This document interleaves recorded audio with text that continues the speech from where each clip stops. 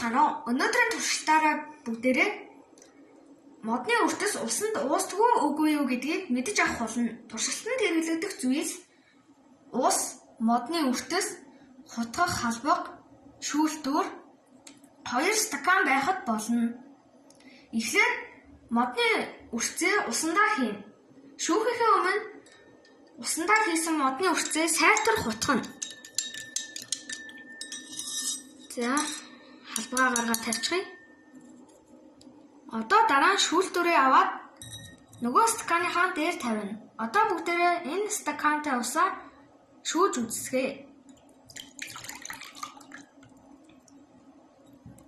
За, та бүхэн харж байгаа байх. Шүүлтүр дээр модны өртсүүд шүүгдсэн байна.